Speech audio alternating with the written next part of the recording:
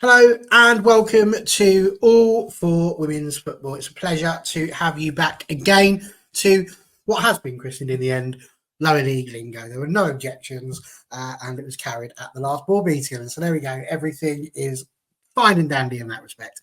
As you can see, same massive team together again. You'll be seeing you every week. That's the general plan, unless people are working and unable to get in, in which case we'll drag in some poor unfortunate soul and hope that they can do the same job that we do. That's the general plan. We have got exactly the same as last week, only just narrowed it down slightly. We didn't want a 40-minute extravaganza. The idea is that it's a nice bite-sized thing for you guys to get into and enjoy, and that's exactly what we have done. So just before we start, we'll just double-check and make sure everyone's okay. Gareth, everything all right with you? Have you had a good weekend? Yeah, all good. Lovely weekend. Enjoyed the bank holiday. Ready to go back to work. Well, yesterday at the time of broadcast. Tomorrow at time of recording, it's going to take a while to get used to that. Yes, it's a bit weird. I've only just started getting into the recording part of it myself. It's very, very strange not to just be live. But there we go. Such is life. And John, lovely to see you as well. How are you doing, sir? Yeah, thank you. Yeah, great. Thank you. Good weekend, and a couple of good games to look forward to on Wednesday and Thursday as well. So exciting week ahead. That's what we look forward to. I'm slightly down in the dumps. It wasn't the best weekend. My games to look out for last week ended up being one that I didn't really want to look forward to at all in the end. It was a good game, to be fair. Played quite well, but Luton just managed to beat Stevenage 1-0. Questionable offside decision, I've got to say, plus a hamstring potentially for our left back. So that was not the most of ideal ways to concede. But other than that, good game. Really enjoyed it. So let's get ourselves started, shall we? And hope that once again the technology does what it is supposed to do. We should maybe try and get a sound effect for this, the drum roll, just to make sure that everything does what it's supposed to. But here we go. We should now be looking at the Northern Premier. There we are. Absolutely. So as before, we're going to start this in tier order, and we are looking at tier 3.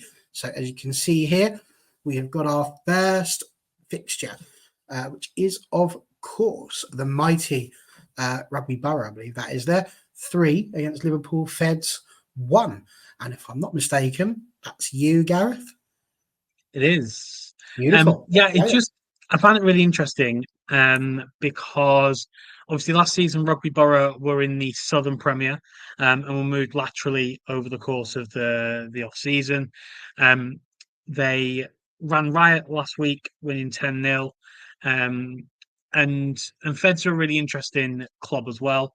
Having played against Feds before when I was at FC, they're very much doing things off their own merit.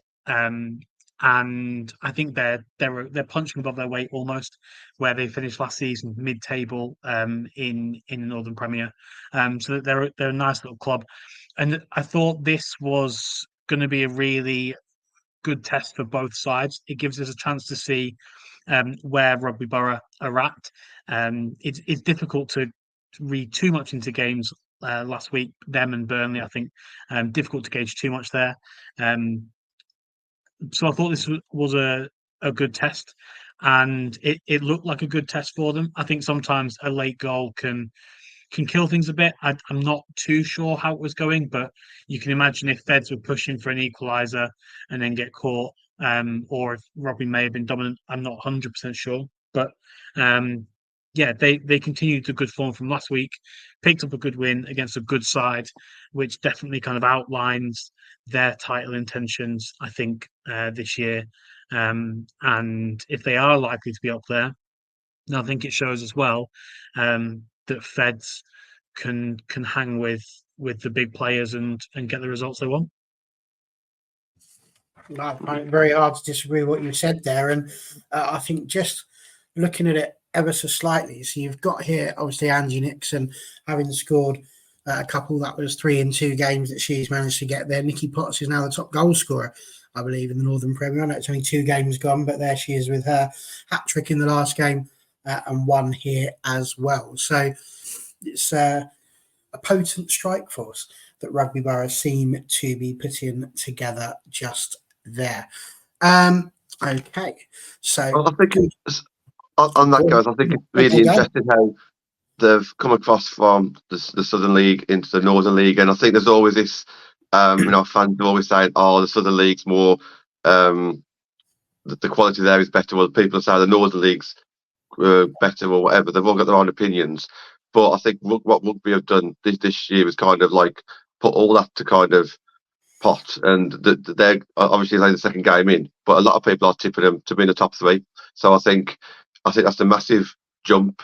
If you thought that the Southern League was lower than the Northern League, because there's no sign of that whatsoever this year, in my opinion. Yeah, I don't really buy into the North is better than the South or vice versa. I think if you took the top 6 teams from both leagues, put them into one sort of national competition, it would be the most competitive league out of the top 3 divisions. So yeah, it's just good to see how they make that move. I imagine at times last year, the travel from the Midlands to some of the Southern games was a bit of a nightmare. So yeah, I'm sure they're not too upset about that lateral movement. No, very, very, very true. We couldn't tell what the attendance was. They've all been very good people, putting all the information they needed to on the appropriate website, but they just didn't give us an attendance. So maybe nobody turned up, which I would hate to think has happened. But I don't know what else I'm supposed to read in no attendance being put there. So who knows? Maybe they couldn't count. There was that many as well. So didn't have the clicker. Only went up to 100. So there we go. That was the first one, but we've still got another one to go from the Northern Premier, because John Foster, I believe this is your one, the mighty West Bromwich Albion against Halifax. Again, I will preface this by saying there's 2 goals there for Ashley Brown. Obviously, there's 4 goals, but Ashley was the only one who was written down on the website. So have you got more information for us on that one, John? Is there a reason why there's only 2 goals mentioned, do you know? There was 3. No, I don't know why. There was 3 goals. There was 3 goals in quick succession, and then one obviously at the end as well. It is all listed on their Twitter, so I'm not too sure why it's not on FA full time. But in regards to going into this game, Albion released a couple of good bits of information, a lot of positive news. Albion will be playing Calcer on September the 8th at the Hawthorns, which is obviously great news. So definitely one for fans to look forward to there, which is good to see. 2 or 3 games a season at the main grounds is I'm all for that one. And also a couple of signings as well. So Ryan Oakley signed from Cardiff City, and Shan Turner from Wolves, got a very established goalkeeper there. So lots of positivity for Albion going into this game. They drew to Liverpool Feds the week before that, 1-1. So it couldn't really tell too much, in my opinion, on that one for Albion, because I think that's kind of where I'm kind of gauging Albion and Feds to be, kind of like mid-table. Not, obviously, I'm sure I'm not hurting anyone by saying that I don't think they're going to be chasing the top. They're more so going to be safe as well, I would have thought, this year. So yeah, that's obviously a bit of positivity going into that game. And it was 0-0 at half time. And then 3 quick goals kind of just sealed it for them, really.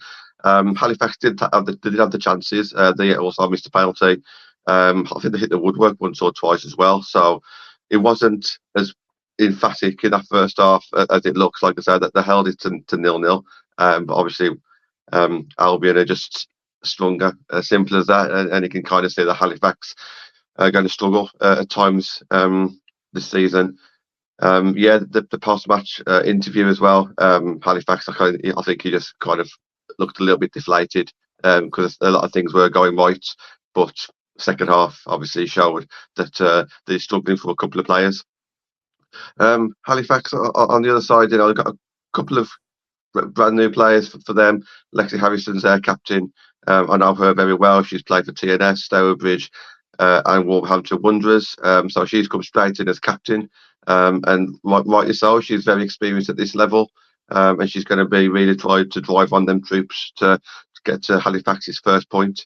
And their goalkeeper, Jamie Lee Bamford, fantastic goalkeeper in Tier 3 last year.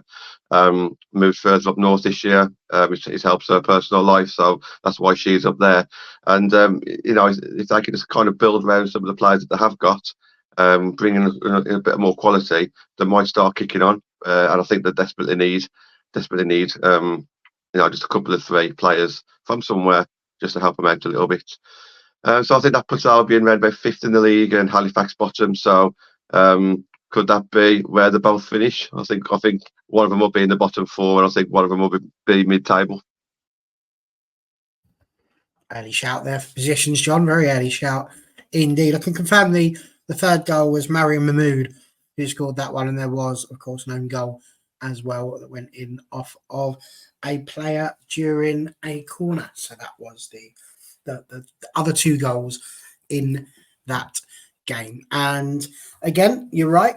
Ashley Brown there as well. Those 2 goals, that puts her well up there in the top goal scorers charts. You've also got, and I found this one interesting, Gracie Jane Palmer from Burnley. She's up there with a couple of goals as well. And what was really intriguing about that Burnley game that we looked at last week, because we couldn't tell you who the scorers were because it wasn't on full time, but obviously it's on there now. And almost every goal was just individual players. I think she was the only one to score more than 1 goal in that game. So I always love it when you get things like that. It's 8 players scoring goals out of a team of potentially 15, 16. So it just goes to show that you can get your goals from anywhere. So to sum up really what you guys have been saying there, as you can see, Rugby Borough top of the Northern Prem with 6 points on Burnley, Forest and Wolves, which is quite an interesting top 4 as you look at it. Halifax, of course, are rooted near the bottom. It's the same bottom 2, Hull and Halifax, and as you can see, that goal difference starting to rack up both in terms of the top and the bottom, and Wolves just sort of being left out of that a little bit there, aren't they, with the goal difference. Could you see goal difference becoming a bit of a thing at the end of the season potentially around here?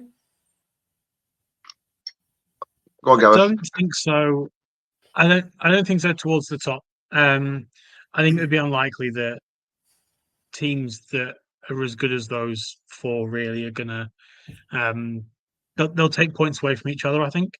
But potentially down the bottom, maybe. Whether it decides something, but I don't know. There's always that potential, isn't there, where you're not picking up too many points. It definitely could come into it, especially if they start to draw against each other. I think that's where it will come into play.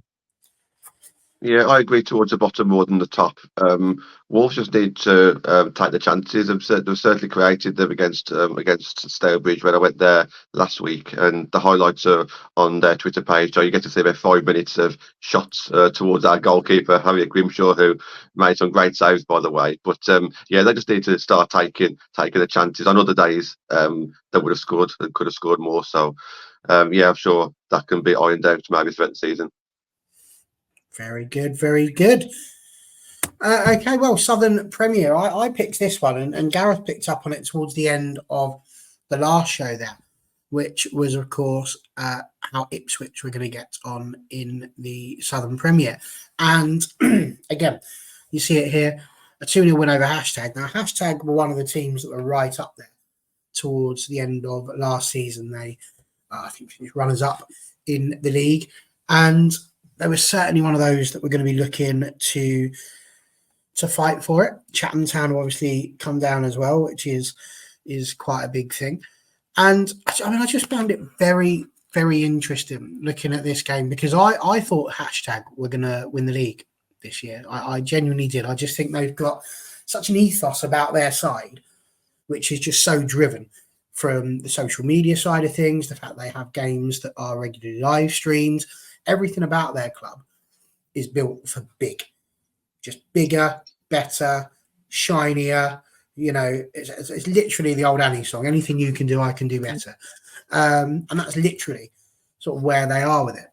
But Ipswich have come in here, and a big result, I think. You know, a 2-0 win over Hashtag is by no means, this early on in the season as well, is massive for them. And I mean, as a result, as far as the table goes with that, again, it proves to be quite a thing for me. You know, Ipswich up there in third, level on points with Exeter and Cheltenham, and hashtag just narrowly behind. Billericay's, I mean, to be honest, I think I'd probably put the commentator's curse on them, really, because I bigged up Billericay and hashtag, and both of them lost this week and lost a little bit of ground as well. Milton Keynes at the bottom there got tonked again, which is not a pleasant thing, really, to be sat and looking at. But again, just really, really very intrigued at how these teams have managed to go. I mean, I really did, like I say, think that Ipswich were going to do well. But I did think that hashtag were going to win it. So, I mean, Gareth, I'll come to you on this one as well, because you bigged up Ipswich. Would they have been your favourites for the title? I don't know. My kind of knowledge of the league is limited to kind of what I can pick up from Twitter. So I'd seen they'd made some kind of experienced signings, but so I expected them to do well. But like you say, hashtag have that uniqueness about them as a club that will help to be able to attract players as well. So yeah, I expected them to be there or thereabouts. I don't know who I expected to win. I think just at first glance as well, it's interesting to see the more recently relegated sides from the Championship not being the dominant sides in the division.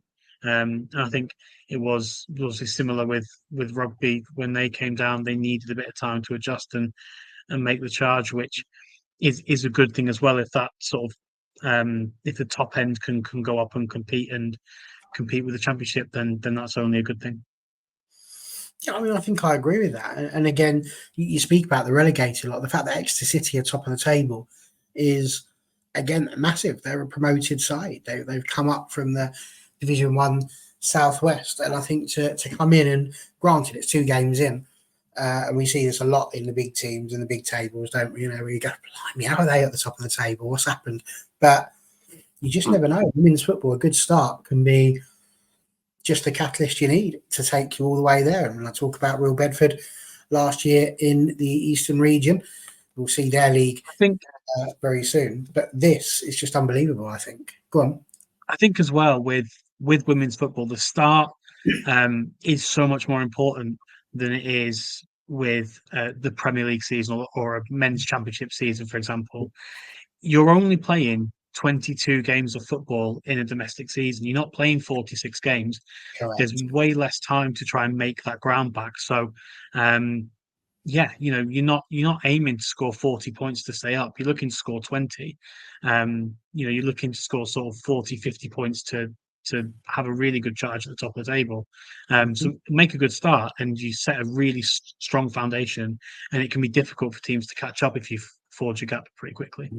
You're not wrong. I think it's also good. It's also good for morale-wise as well. So I'm sure Cheltenham at the start of the season wasn't looking for a title race. You know, I'm sure they'd be looking at, like, you know, a bit of a not so much safety, but like mid table. And I think because obviously the games that they played already, which were like the bottom 2, obviously that's put them in a very strong position.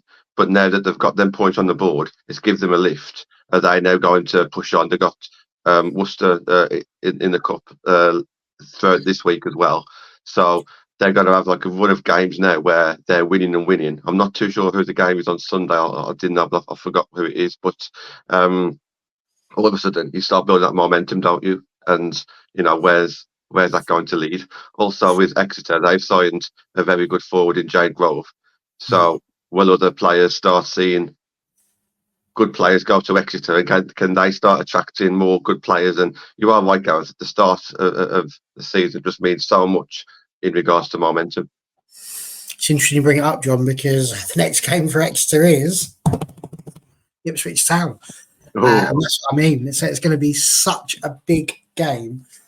So it's so early on in the season again. And that's the thing, as Gareth says, it is the 22 games, but it's the fact also that it's only 11 other teams, so those big games can often turn up a lot quicker and a lot more regularly than you would often expect. So, but there we go. Southern Premier is looking already starting to heat up. You can just see it starting to bubble underneath the top.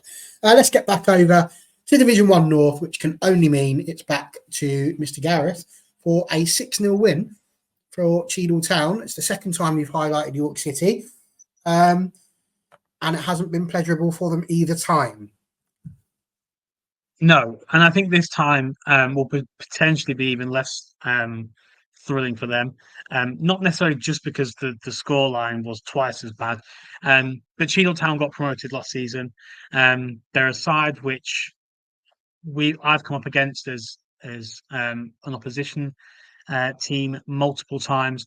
They're a good side. They've got really strong midfielders. They've got a fantastic strike force. Rachel Dunlop scored, I think it was 22 goals in 18 games last season. So there's real firepower in the team, and they're a tough side to break down. And they lost against Middlesbrough last week, which was a tricky kind of one to gain anything from. Middlesbrough are a good side,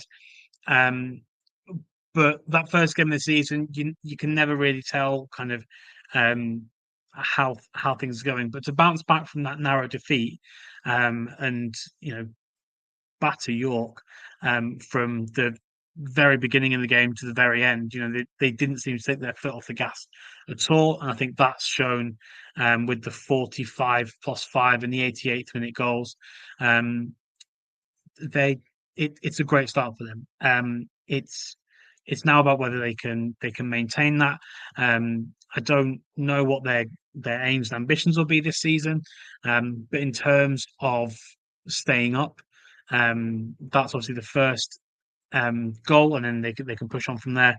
But beating teams like York is going to be what gets them that safety net, whereas Middlesbrough, who are probably going to be fighting towards the top end of the table, may not be that.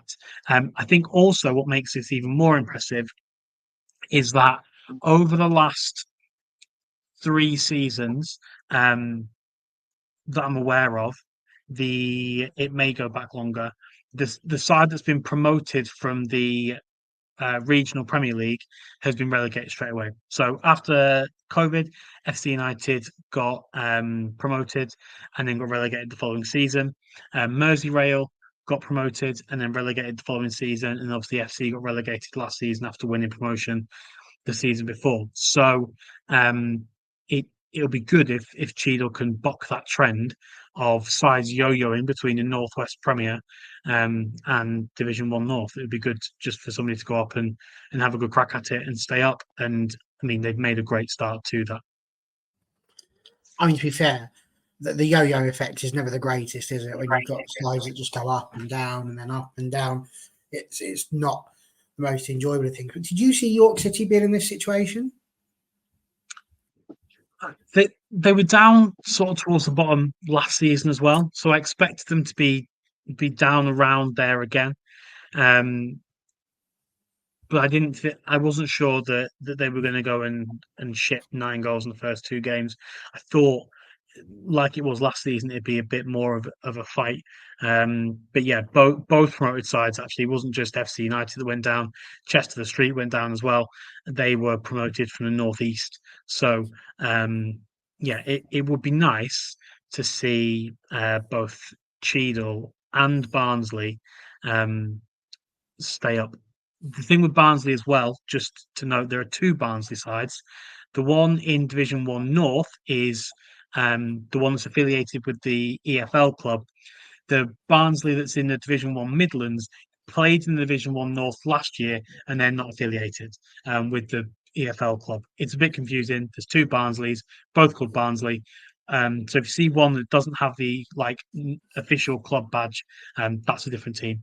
The team in this league is a promoted side that is the EFL Barnsley. It's a bit weird.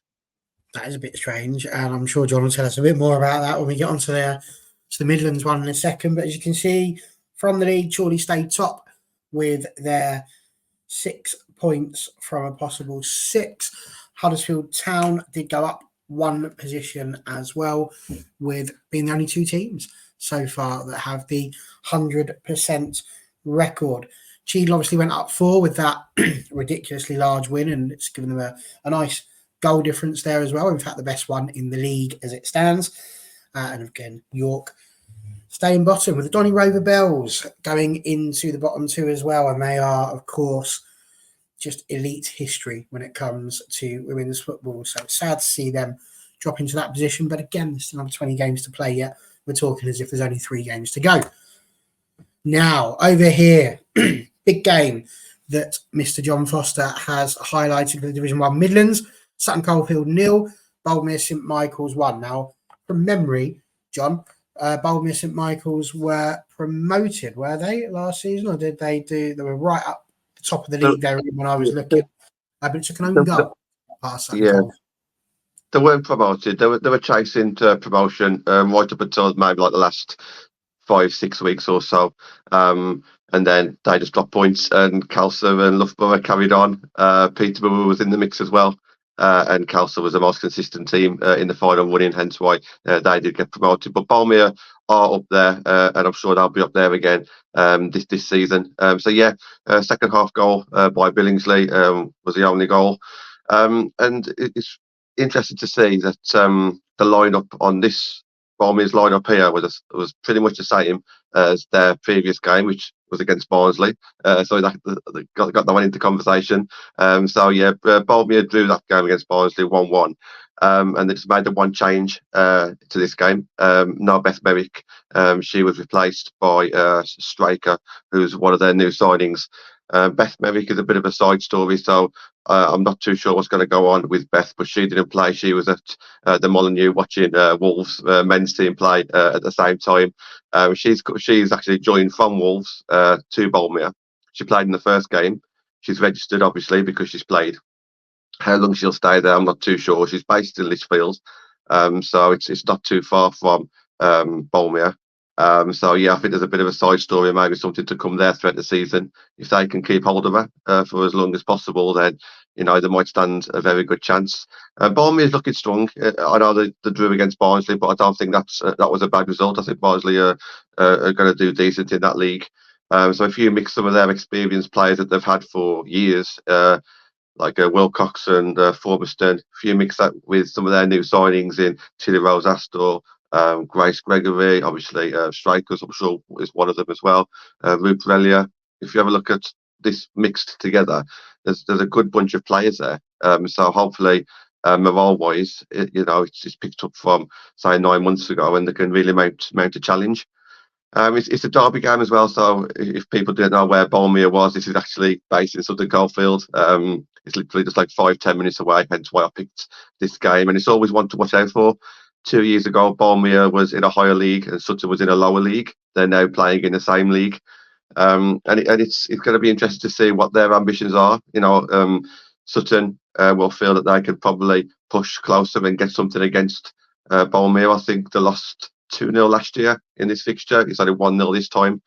I'm always looking out for this one. You got your East Midlands derby, your Derby and Forest. You got your West Midlands derby, like the Black Countryside in Wolves and Albion.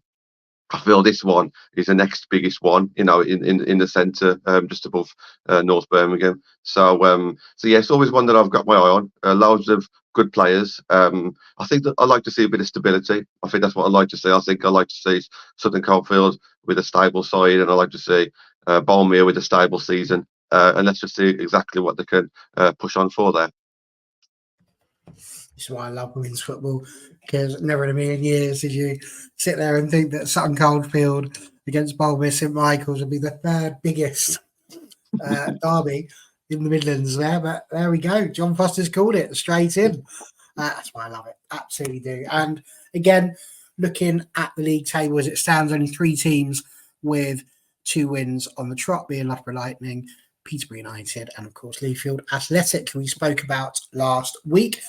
Their striker, Evangeline Gallup, is the top goal scorer for the league. Jade Bell from Northampton Town just behind on 3, and Katie Middleton from Peterborough United also on 3. So you can see why it is that those sides are doing quite well in the league, although Northampton will be a little bit disappointed not to have won their first game.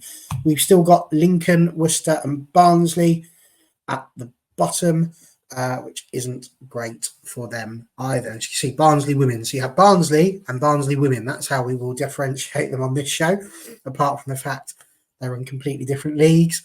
We have just Barnsley and Barnsley women. I don't know if it's got anything to do with anything other than just what Gareth has said there.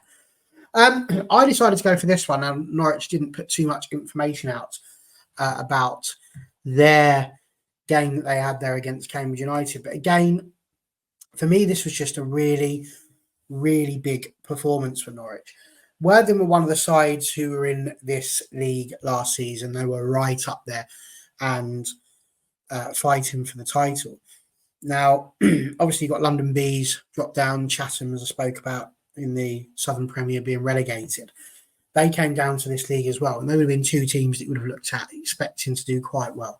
But Norwich have really grown. If we go back 2, 3, 4 years, when Stevenage were in the Division 1 South East as well, it's massive. Like the game against Norwich was quite a big one, but they were not, by any stretch of the imagination, punching high enough to be able to fight for the title. But what we're seeing now is a Norwich side that could be considered amongst the favourites to be winning this title.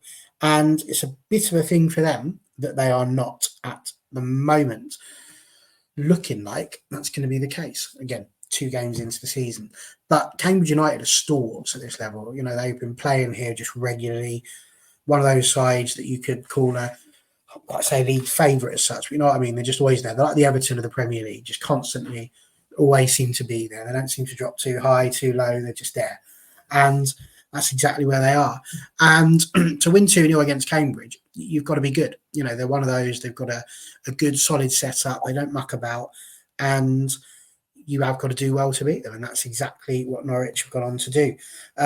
2 good goal scorers they've got as well in Shannon Shaw and Ellie Smith. So I wouldn't be surprised to see if one of those was on the score sheet.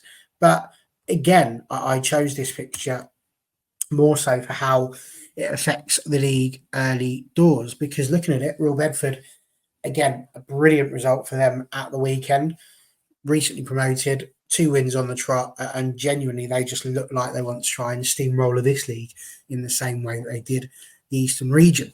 But Norwich keeping pace with them, and that was why I said maybe it looks like they won't do it, because Real Bedford are just an absolute machine and fighting for it. Actonians, another one that have been around the WNL for quite some time, and those 3 teams really do look like they're going to be the ones that are fighting for it. But again, when you look at then Chatham, London Bees, I mean, that's a horrific start for London Bees, really. If you've been relegated, you want to have that chance to try and come straight back up, but it's really not looking too promising for them.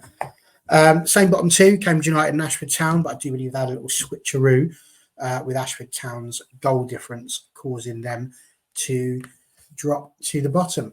But again, what I think is really amazing about everything that we've looked at today, chaps, is just as we said, the stories are going to start to evolve. It's very hard right at the beginning of the season. That's when you start. It's like when you watch a film. You know, you sort of see little characters emerging, but you're never quite sure if they're going to be the big ones or if they're one of those that's just going to die immediately and end up being a minor character. You're never quite sure.